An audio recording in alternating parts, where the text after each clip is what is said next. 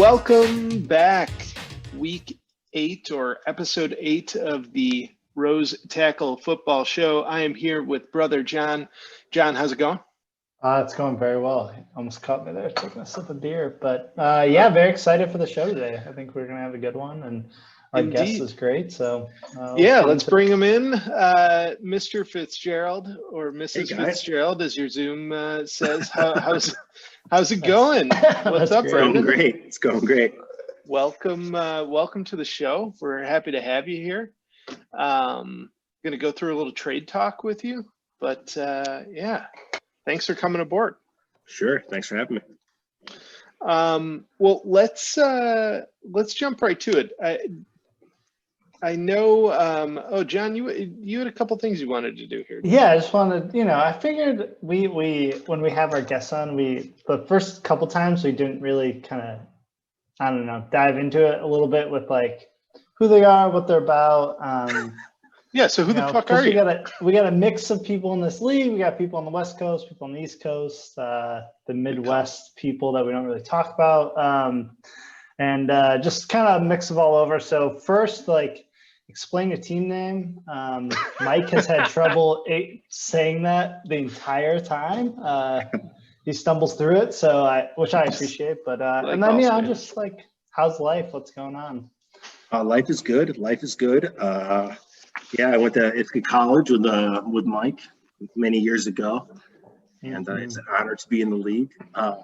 My team name, Brendan El Bombolero. There was a rash of academics that pretended to be African American. I don't know if you remember this. They were exposed to white people. No, I just remember Elizabeth Warren. That's all. Pretending to be Native American. But I forget her name, but her fake name was Jessie El Bombolero, and I just found that very funny. It happened the day that the league started, so I just made my team name Brendan El Bombolero. And no one understood it. I would have thought it was funny, but I laughed every time I said it. I like it. I like it too.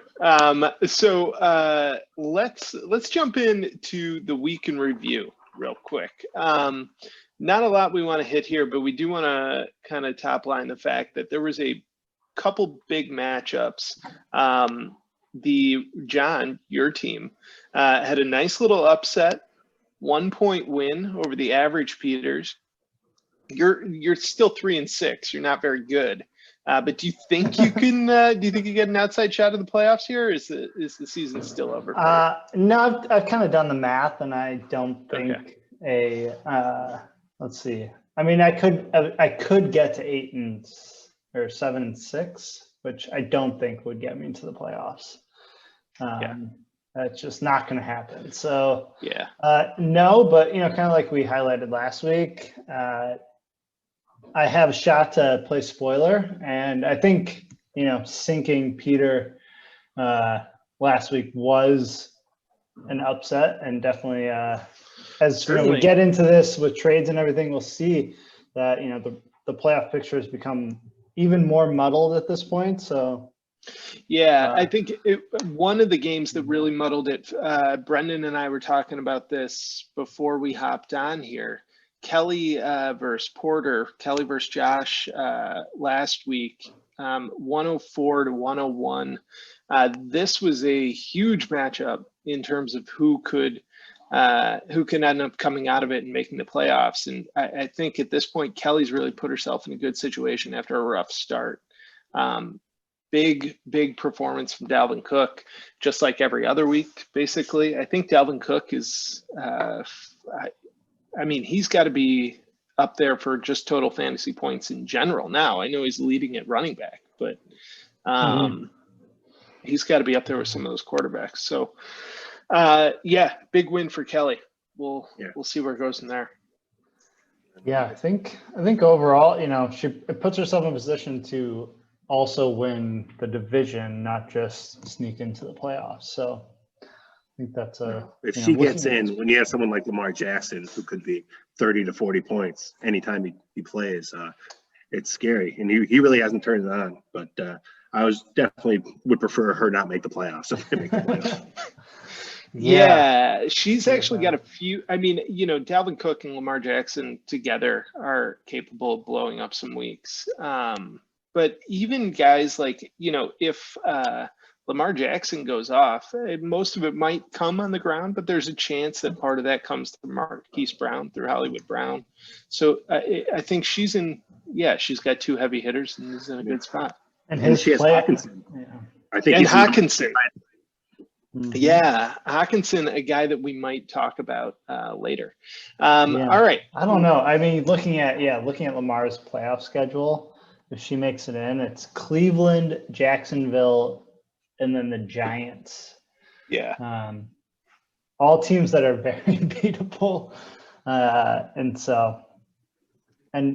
She's starting Drew Brees, looks like, as of right now for next week, which also has been great. So, the biggest weakness on our team right now, I think, is that Thielen spot. Well, let's hold on to that. We may get we'll talk about that in a second. Let's move over to news and notes. Not a lot going on this week other than a rash of COVID outbreaks last week. Not a bunch of huge waiver wire pickups. Ken, kind of grasping at straws for Duke Johnson to fill in. He's got some guys on a bye, and I'm ready to feast. So let's go. So He's I think desperate. Duke Johnson is going to play, right? David Johnson's still in concussion protocol, I believe? Yeah, he did not practice today, so okay. It's unlikely, and that's great news for me. I'm pumped. Yeah, there you go. There's potential upset there again. So, the weird thing about the, there not being a draft, or we're not going to be so tanking really serves no purpose, right? Like, you might as well try to win. You can trade for guys that you think might be good last year, but there's no, I don't know. Am I wrong here? I think that's kind of what we should be getting into with the trade talk, right? For me, like, it's an interesting dilemma. My high profile guys, like Miles Sanders, Joe Mixon. Really, that's about it. But yep, that's about it. That's about it. I could trade away those guys, for draft capital next year, fab money next year, right? Yeah. But those aren't people that players will be keeping. So I don't. Yeah, we can get into this segment now, but that's the question: is how do we value those guys? It's really hard in the first year. Yeah. In a league like this, there's so many variables. Like, I don't know if you guys noticed, but earlier in the year, I traded for Tom Brady from Josh when he was 1-5 for Cam Akers. And that was like a pure speculation. Maybe Cam Akers will win the job from him, and I get like a startable quarterback. Mm-hmm. And then we're 3 weeks in, Brady only scored 2 points last week, but it seems impossible to evaluate until we have almost a couple of years of trades to look at. I agree. Yeah, a capital to spend in next year's auction.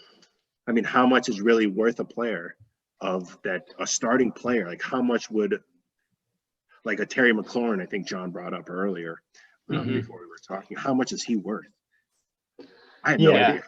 Yeah, is it worth giving up $10, 5% of your auction budget next year to a guy that you maybe you keep him, but that's $10 that's $10 that you are now adding on essentially to whatever you would pay to keep him, which is I think like $13 or $14 would be if he was at $10 this year, it'd be $12, and then $22 based on your cap hit, which is that really worth it? It's hard to tell. And if you're trading for a guy, we've seen like Ken in the chat ask for guys, and let's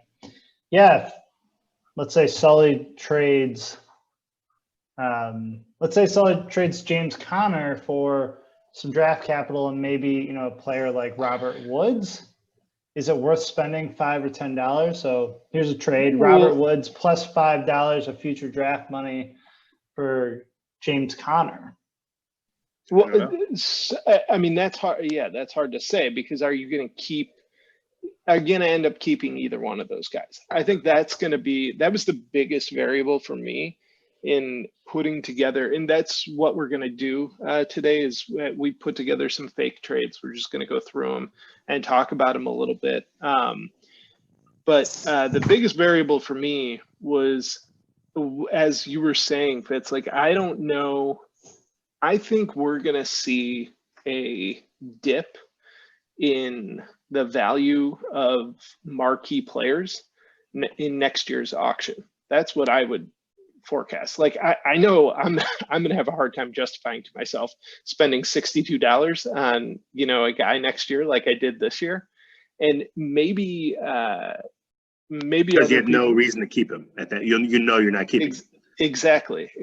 So I think we see some of these prices come down, but then what does that do to the guys at the bottom end, right? So, that money's got to go somewhere, and where it ends up, I think, is going to be really interesting. Probably rookies. I think you see the rookie prices inflate from the running backs, especially. I think that's a good call. Let me ask real quick though. What about Alvin Kamara? What about the average Peters? He was drafted for $55. Would you keep him at that price? I don't know. I don't know that I would.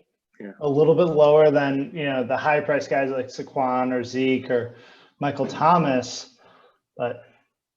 Well, I paid $71 for Christian. Yeah. And it's been a disaster, right? He's only played 3 games, but those 3 games he's scored 25 to 35 points. Yeah. So, I want to keep. What does it go up? How much does it go up next year if I keep it? Is it 10% or $5? I forget which one. So let me pull it up. So if you're doing it depends on how long you give him a contract for it. Those are the kind of guys that I feel like you would only keep for 1 year. Well, the whole running back position. If you go 3 years on a running back. So Fitz, even if you kept him 1 year next year, it'd be $85. So if you signed him to a 3-year deal, it's 81. I mean, so 71 probably isn't a price you're keeping anybody, I would imagine, no matter how good they are, right? But the question is, if you have that dominant running back, you're in the mix for that season, and that's every year to win the championship. So, So John brings up a good point. $55 for Alvin Kamara. It's not a bargain if you look at versus what because running backs always pop up out of nowhere. There'll be someone doing just as good as him. Clyde Edwards-Helaire or someone that's you get for $20 potentially. It's not a bargain, but at the end of the day, you're trying to win fantasy games. And you're paying, with those guys, you're paying for the consistency. That's what you're ultimately shelling out that money for. Not having to worry about it. Yeah, exactly. So I don't know. It's just hard to know what the auction next year is going to look like and what guys are going to be kept. With that said, let's kind of talk just for a minute about what you can do in terms of trades. Just to recap, so we've had some trades already this year, but nobody's traded. Well, actually, that's not true. So Steve found himself in a bit of a bind, made a trade for some current free agent auction money.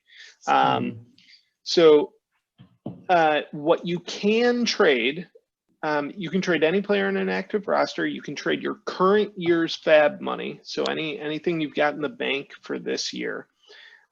You can also trade.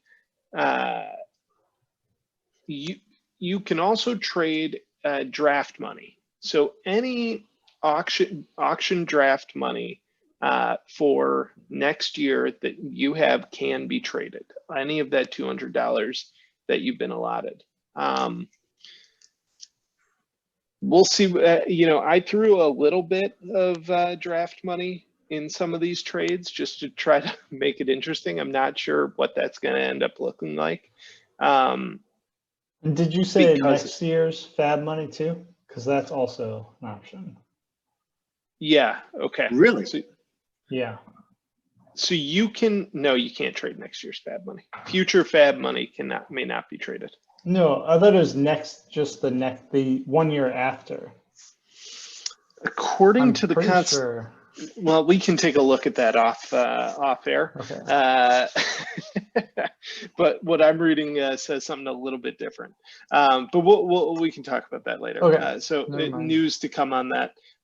The other thing to note, the deadline, and I just noticed this, and I think it's going to have to be a deadline that's enforced offline this year, just because we've already put it in. But the deadline every season at this point, we may change this in the future, and we can vote on this in the off season, is the Wednesday before week 11 of the NFL season at 8 p.m. Eastern. So 8 p.m. Eastern on Wednesday of week 11. That means it's November 18th this year. So next Wednesday would be the trade deadline at 8 p.m. Eastern. Any trades put through after that point will not be upheld. So keep that in mind as you're going through and looking at these. Also remember, any trades that have draft money, there's no way to do that on Yahoo. So it's super important that you disclose that to us so we can keep track of that stuff. All right, without further ado, let's get into it. Mock trades. In the rundown, somebody put IBM Fitzin. Did you put that, John, or Fitz? I did, yeah. Okay. I'm not. I'm sure other people play on ESPN, and you've got the IBM Watson. And we have trade Fitz here. Calculator, and we got Fitz Okay. here. So the IBM Fitzin. Well, yeah, that's a really bad pun, but we appreciate that here. All right, let's jump into it. I brought 3 fake trades. John, you brought a couple fake trades? I brought a couple. Okay. But I think just like if we can go through some ideas and kind of what trades are Fitz, looking you got like. one? Yeah. I really want to discuss, values. Like, what do we think, as the 3 of us, are fair values for either future assets or otherwise? So. Okay, well, let's do it. I'll throw one out first. So the first one I thought was looking at Josh's team, Wings and Pizza, and Josh Jacobs, and looking actually at Fitz's team, the Bomboleros. And I was taking a look at a guy for the future for Wings and Pizza, a guy that Fitz paid, I think, $22 for, Amari Cooper, who isn't doing a whole lot right now. It's a bargain at twice the price. Who isn't doing a whole lot right now. But a trade I thought up, and maybe this can be a good discussion as to value, was Josh Jacobs for Amari. And, you could change this up with different players. Juju might fall into this category as well. But Amari and 5 draft dollars. Basically, it would cover the cost of Amari's interest on his contract. Yeah. What do you think about that? It's not outrageous. Amari Cooper's actually been better than you think.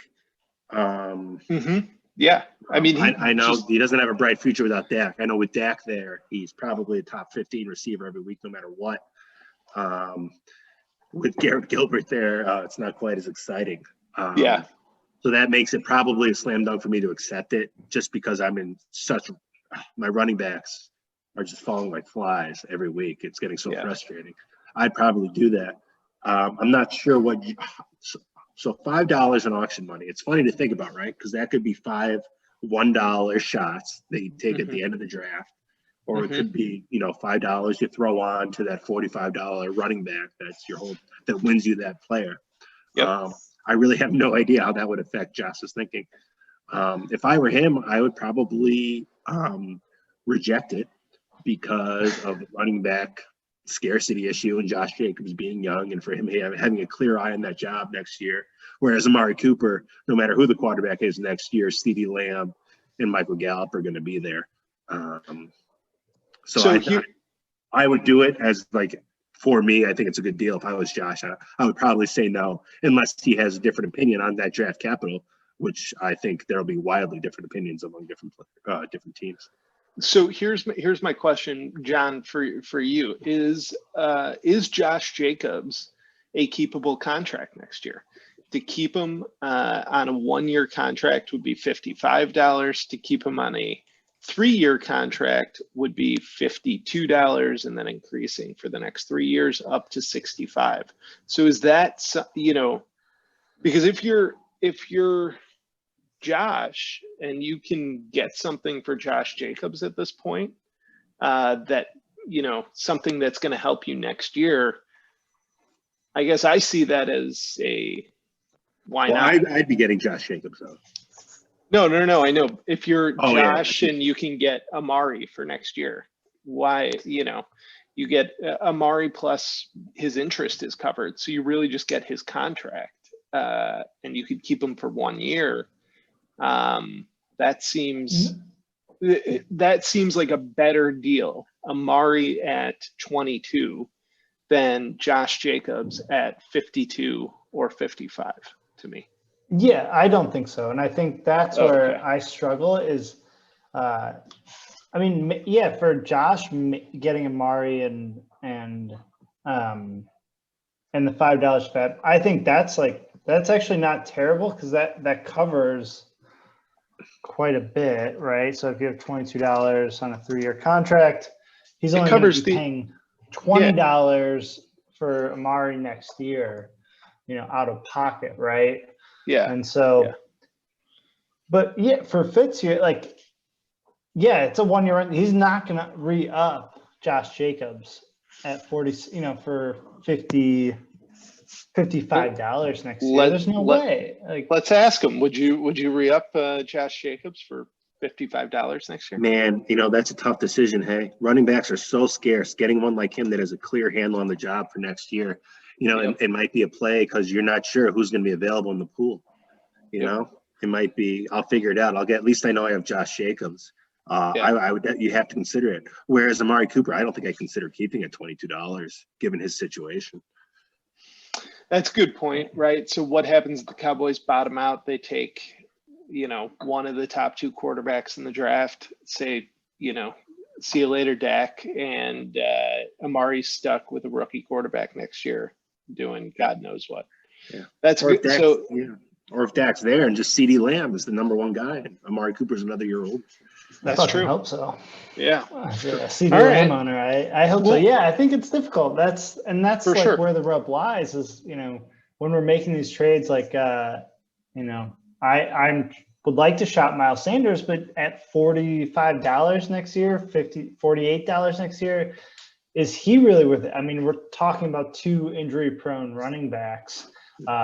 Josh Jacobs hasn't missed time yet, but he did see his snap count go down last week, and I know he's been dealing with a shoulder injury. I don't think it's fair to lump Josh Jacobs in with with Miles Sanders. I mean, not quite at that level. Certainly, he had injuries. Concerning. He had a hip injury last year. He's had a shoulder injury this year. My Oakland Raiders fans out here, Las Vegas Raiders fans out here have all expressed concern over Josh Jacobs.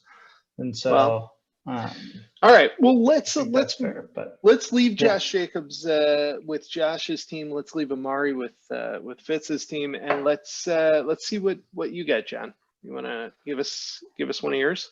Yeah. So my initial trade was, born out of the talks today in the group chat with the Average Peters and Thoughts and Prayers. Okay. And going back to the power rankings that we had done in a previous episode, looking at that, Peter had a plethora of running back talent with James Conner and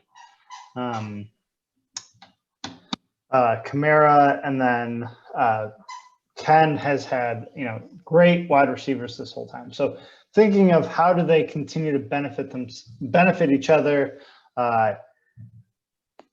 If Peter really is sold on next year and not trying to fight out this year. I think giving up James Conner is probably his best bet. And so looking at James Conner for someone at plus draft capital from Ken's team, I personally think he needs to give up someone more than Chase Claypool.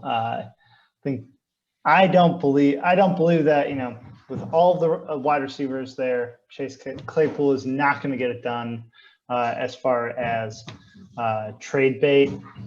Looking at Robert Woods, maybe Calvin Ridley, I think, is probably his best bet. Calvin Ridley's injured. I don't think he's going to be as relevant for the rest of the year. And so Calvin Ridley plus $5 for James Conner. Okay. Calvin Ridley plus $5 for James Conner. Well, I mean, you would do that, Fitz? No. Calvin Ridley's really good when he plays. He's I think he's top 5, maybe even after missing that week. He's unbelievable. You just saw James Conner last week. I think he got 3 points against the worst rushing defense in the league in the Cowboys.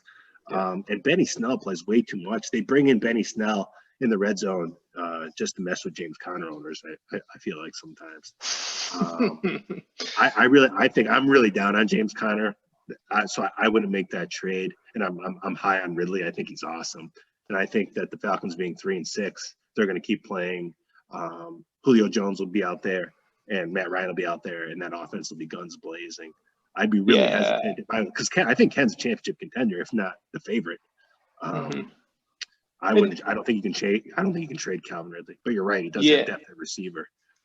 Yeah, I agree with you. I mean, I think if there's a guy that you're going to move off Ken's team at receiver, you know, if I'm Ken and I'm looking down my roster and I'm looking at the value that I paid for these guys, DK Metcalf and Calvin Ridley are probably the best wide receiver pairing a fantasy team is going to be able to have next season. You can't get rid. He could win the champ. That's going to be the core to the championship. Yeah. So I don't see. I mean, he's going to have those guys, I would imagine, for the foreseeable future. I wouldn't get rid of those guys at all. Yeah. So those, you know, I'd hold on to those two, but maybe I'd sub Robert Woods in there to get some running back help. Robert Woods plus $5 to $10 of future draft capital. I don't know if I give up $5 to $10. I'd do Robert Woods plus maybe, because Robert Woods is only an $18 contract. So, you know, if Peter's looking to keep Robert Woods, I might float him like $3 or so, right? Robert Woods, $18 on a 1-year deal is $21. 3-year deal is $20. So I'd cover the interest on that. Would you keep Robert Woods though? Probably not, but I would not keep Robert Woods. And I mean, I would never keep Robert Woods. I think Ken's correctly identified the piece that makes the most sense for him and whoever his hypothetical trading partner is. It's going to be Chase Claypool because he was a fat pickup. I would be too scared. Yeah. If they re-sign Juju, then Chase Claypool's, I think, I mean, you have Chase Claypool, Deontay Johnson. It's again. You're going to keep him for, you know, he's the. Yeah, but are you going to play him week in, week out? I think at the moment you cannot play him week in, week out. Peter's not doing it. Why keep him? No, that's what I'm saying in future. Like if Juju is as good, you know, if Juju stays, Juju's a free agent next year. That's what I'm saying. I think it's I got a hard time believing that Juju's going to be there if Chase Claypool, if they really believe in Deontay Johnson and Chase Claypool, I don't think Juju is there next year. Juju hasn't shown it. He's just simply not as productive as he was with Antonio Brown. Without Antonio Brown, he's just a different player. He seems almost interchangeable with Claypool, Deontay Johnson. I can't imagine they give him a massive deal. And even if they do, Ben Roethlisberger's 37. Both of his knees were messed up last week. I don't think he has a lot of time. Yeah, so that's another good question is like, do you want a young, you know, same thing with CeeDee Lamb and Amari Cooper. Like if they move away from Dak, do you really want to be tied down to a contract that is you know, that wide receiver is tied to a unknown, you know. Yeah. Yeah. No, it's, I don't know. really I don't think so. I mean, Mason Rudolph was terrible last year, so. Yeah, I mean, I don't think Mason Rudolph is the answer. I don't know if I'm trading away Chase Claypool or trading away James Conner for that without a higher draft capital share, right? So you're really just I would saying, rather have $5 or $10 than $3 and yeah, you know, Robert Woods. I'd rather have Chase Claypool and at least $5 to $8. yeah. Yeah, I mean, sure. You know, the question is whether someone's willing to part with that much. But yeah, especially if James Conner, you know, who has a pretty decent schedule until the playoffs. well, And okay. he's gonna guarantee that win. Like, how much does Ken want it this year? Is what I think is the question when this comes down to it. It's like, how much are you going to sell out for this year versus next year? I think he's got to. I mean, you always have to sell out for the year that you're in when you're one of the best teams in the league. But he is only 5-4, so a couple bad luck losses and he's out of it. Yeah, yeah, and that's something that, you know, I think I don't know. For Mike and I, you know, we're talking like outside in. Fitz, you know, like how much are you willing to part? How much would you be willing to part with to get? I mean, you said you're not that big on James Conner, so let's find someone else that maybe like. Well, only pulling for my team, like Miles Sanders. You know, how much would you be willing to part with for that? I'm not trying to make a trade with you right now, but because that's what it sounds like. I'm really having a tough time quantifying next year's draft capital and what I'd be willing to give up, considering. Well, like Josh Jacobs, you know, Josh is 3-6, same as me. What would you like? So for a player that caliber, I need a second running back. I'm not winning the championship as my team's currently constituted unless I continue to get. I think I played the survivor loser like 5 out of the last 6 weeks or whatever. Like I'm getting so lucky in points against, it's a joke. If that continues, I don't need to do anything. But in all likelihood, I need a second running back if I'm going to do anything. And I need Christian McCaffrey to get healthy. So is that worth $20 of next year's draft capital to have a real shot at the championship? I mean, I'm not even outside of a bye. Like that's certainly possible. I'm 6-3. I'm tied with the other two teams. I'd have to get lucky. So if I give up $20 for a stud running back, I'm not sure if I think Josh Jacobs is a stud running back, but wouldn't that make sense for someone like me who has a chance at a bye? Yeah, for sure. I would say so. All right, let's move on to another one. Let's see. Fitz, you want to throw one out here? I was just going to say, I desperately, for Bill, please trade me Mike Davis. This has just been torture all year. I did offer you Mike Davis at some point. I think you did. And I don't remember what I offered, or what I wanted in return, but I did offer you Mike Davis, and you said no. So you had Mike Davis. I forgot. I did, and I traded him. I think I traded him away at the perfect time. It's when his production started to drop off a little bit, but yeah, he hasn't even been that good lately. But not the last 2 weeks, no, or less. Not this past week. The 2 weeks before, he hadn't been that good. All right. Well, let's see. Fitz, do you have one you want to throw out? That was actually it. I actually don't. Oh, okay. That was your plea to get Mike Davis on your team. You know, what would you give up for Mike Davis? Would you give up $5 of future draft money for Mike Davis? In a heartbeat. Yeah. I mean, I think that's a good. I would mail Bill a $5 bill and like a thank you card, like my family. I think he's also running back needy too, though. So well, that's what I was looking at too. So my next one did involve Bill and some running backs and what he might be able to do. So one of them I was thinking was two ideas. You know, I think Bill has a shot this year. I think Bill's team as constructed, is pretty good. There's no, DeAndre Hopkins and Russell Wilson are at the top of their positions. And so I think with two guys like that, you have to try to make a push for it.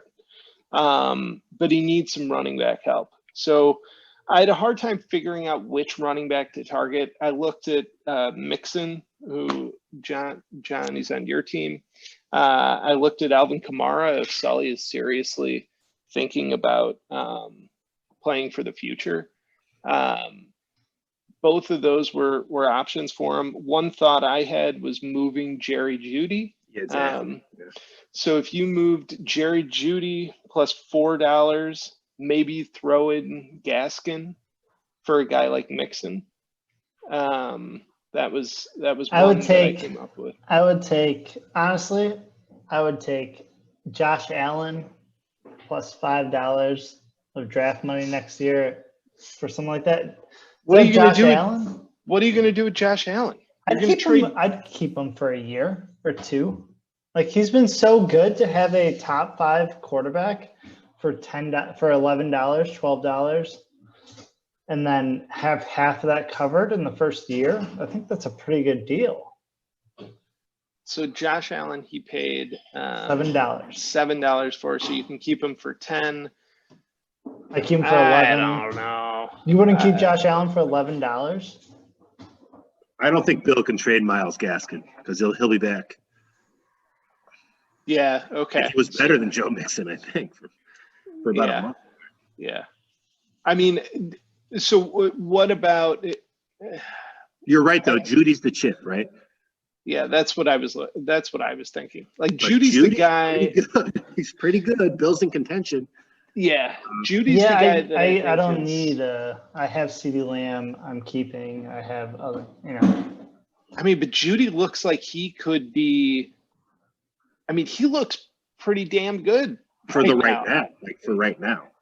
Yeah. And he doesn't have a ton of depth at receiver. He really has no depth at receiver. Yeah. I don't know. I don't know. So that was one I threw out there. For Alvin Kamara, the same thing.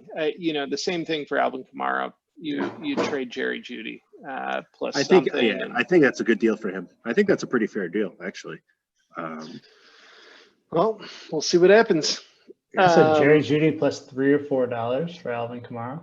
And Gaskin, right? And Gaskin. Yeah, you need to throw in a running back. That seems a really fair deal. I think that could work. Because those Gaskin for $1 and Jerry Jeudy, I don't know what he paid for him, and then Kamari $55, but it's a 1-year rental. Bill's in the playoff mix. I would understand that trade from both sides. Yeah, he paid $5 in the draft for Jerry Jeudy. So that's a very keepable guy. Yeah. All right, John, do you have one more you want to throw out? I was trying to find something with Alpha Peter, but I couldn't come up with anything, and so I didn't have anything for Alpha Peter. The other team that I looked at real quick, we can try to piece together one more together, was for Kelly's team. If she wanted to make a run and give it a shot this year, I thought Marquise Brown is a piece she could, move on from. I don't know how much interest there is in Marquise Brown, though. He seems like a guy who might just be, I don't know, what's a good, he's like a poor man's Deshaun Jackson at this point. He was pretty expensive too. There was, people wanted him. I'm not sure how much, given what he's done this year. $12. That's not that cheap for what the production you got from him. And it's hard to really expect Lamar Jackson really to ever be a big time thrower. I don't know. It might be tough.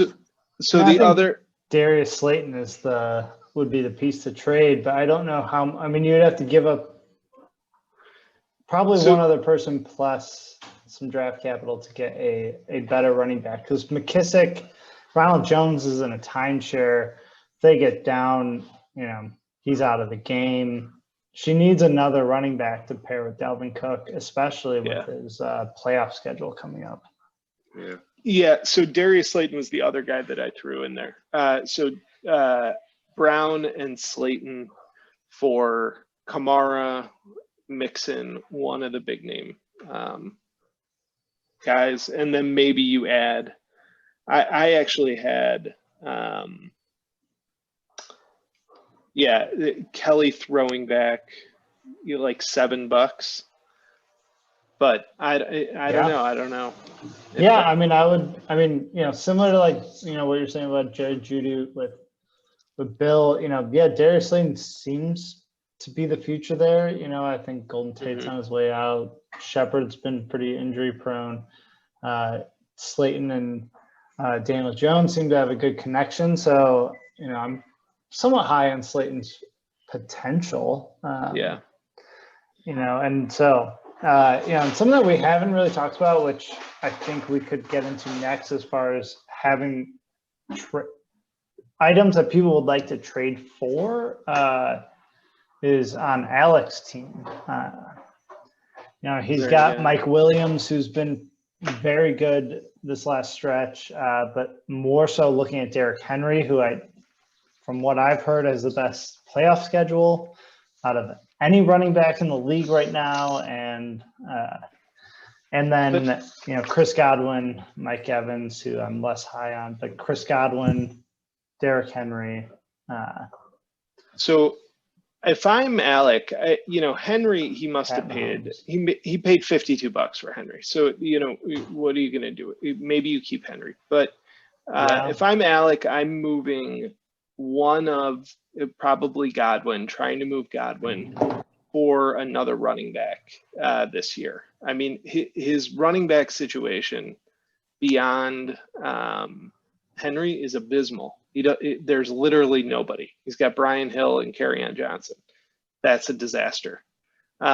So if and I think a team with Pat Mahomes, Mike Evans, it's been an up and down year, but he's still Mike Evans. So Pat Mahomes and Derrick Henry and Mike Evans, I think that's a team that competes in the last part of the season. So if he has an outside shot to make the playoffs, I don't know. I move on from Chris Godwin and see if I can get a piece to take. Antonio Brown just kills their value for the current season. It really does not help. But I'm also banking on maybe Antonio Brown's not there for all that much longer. Yeah, it's possible. Who knows? His court date got moved back to December, but also I do think I think it's hard to judge based on this past Tampa Bay game. How good this offense is actually going to be. Versus I think it has that they all just shit the bed collectively. Yeah. So it's hard to tell. But I think Chris Godwin will benefit from Antonio Brown being there more so than Mike Evans. And so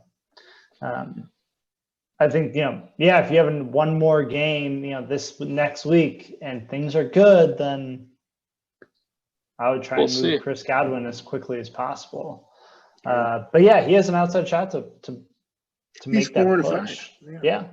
He could easily go. If he wins out, he's 8-5, and he's most likely in the playoffs. That's a shot at the playoffs. He's 2 positions out right now. So, all right. Well, let's leave the mock trades at that. That I think was some good. That was all bullshit. Who knows what people are actually thinking? I think we've learned how hard it's going to be. It's hard.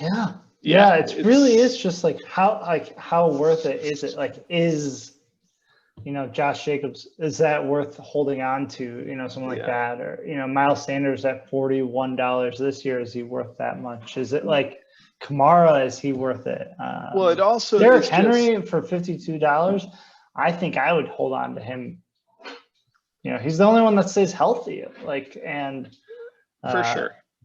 I think he'll end up as a top 5 running back. So I can just see trading for someone like Josh Jacobs, and if you watch the NFL draft last year, all these teams, there's like 4 second-round running backs that got taken by teams who you weren't expecting it at all.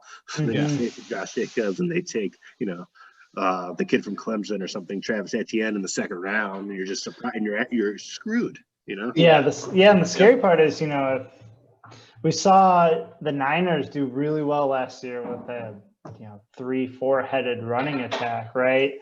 And if they're doing it again this year. Yeah, they're doing it again this year. I mean, and so it's somewhat out of necessity, but yeah, out of necessity. But also, you see the Rams have the same sort of approach. If that continues, then will that value of those value continue to decrease? Yep. So, well, we'll see. I'm looking forward to see what happens after this week. I mean, we have just moving into the preview of the next week real quick as we wrap this up. Some big games. Kelly is playing Bill this week to try to further her way into the playoffs. She's right now in the playoff picture. So Bill is at top of the Hallis division at 5-4. I'm behind him at 4-5. So these are big games for both. I play the Average Peters, who is also 4-5. So I think that's a loser leaves town match at this point. And then we've got also a big battle up top. And let's each give our picks for this. We've got Steve versus the Alpha Peters, Blue Barracudas, number 1 versus number 2. The most exciting matchup of the week, possible finals preview here. What do you guys think? Who's your pick? Ooh, that's a tough one looking at this. You don't even know is Chris Carson going to play? Yeah. And if he doesn't, who's he going to Henderson pick? practiced. Oh, really? Henderson did not practice today. It's possible he loses both of Chris Carson and Henderson, in which case, he's playing Jonathan Taylor, and I don't really know who else behind that. Gus Edwards, maybe. Nick Chubb might play and really screw El Bombolero, Kareem Hunt. Well, I'm going to give the nod to Steve here. I think Steve comes away with it this week. Steve's got some guys out too, but I like where Steve's at this week. What do you guys think? I'll pivot. I say Chris Carson's going to play. It seems like he's trending that way, at least from the nuggets that Pete Carroll has given out here on the West Coast. And if he does, I think he'll get fed, and that always opens up, the deep ball for Lockett. So I'm going to go ahead and say the Alpha Peter. Okay. I'll go with Steve too, just with James Robinson and Gibson being good to go in really good matchups. All right. Well, let's wrap it up with our Survivor update. John, last week you picked who did you pick? You picked the Alpha Peters last week, which you were close on. They put up close. 104 points. Ultimately, it was Josh's team, Wings and Pizza, who went home this past week with 101 points, first 100-plus scoring week to leave the island, which is rough for Josh. Also, to add insult to injury, he lost by 3 points. So all around rough week for W&P. Who's your team this week? I'm going to go back to the well, someone I've already chosen. Well, we should say there's only 3 teams left on the island. The Alpha Peters, and it's the 3 teams that have scored the most points. So, I think this has worked out in terms of which teams should be on the island or the teams that are on the island. Steve, Ken, and the Alpha Peters are on the island still. So yes. Yeah. Who are you going with? I'm going to go with the 3rd highest point scorer, analytical choice here. Ken Hoffman. Okay. If you've heard of him, he's Juani's going up against a juggernaut on a 1-win streak right now. I'm almost heating up. Not quite heating up, but almost. Stove's on, and he's struggling right now. Starting Duke Johnson. I mean, he's got a lot of guys on buys. Gurley's on a buy, Kelsey's on a buy. Yeah, he's in tough shape. That's a good pick.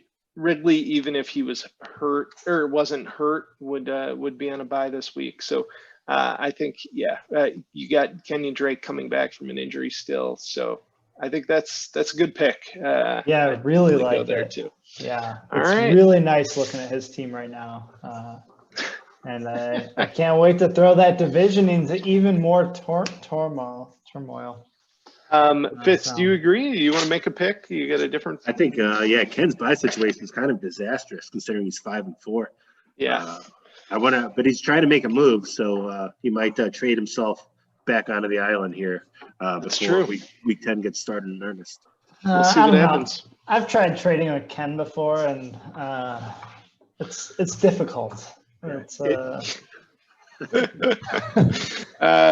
true. It is difficult. I don't know how many people are gonna be able to get in bed with that. So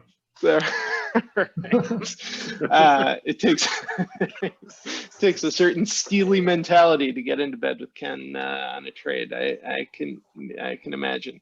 So let's go. Actually, that's our last segment. I was gonna say let's go to the next segment. All right, guys, we did it. Another week in the book. Great. Thanks for having me. Brendan, thank you for coming. It was a pleasure having you on there.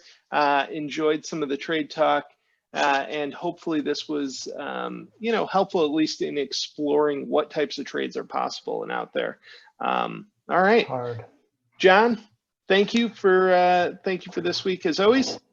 Yeah, this was great. I was looking forward to this one. I love making trades, and I think our league is set up for some interesting trades.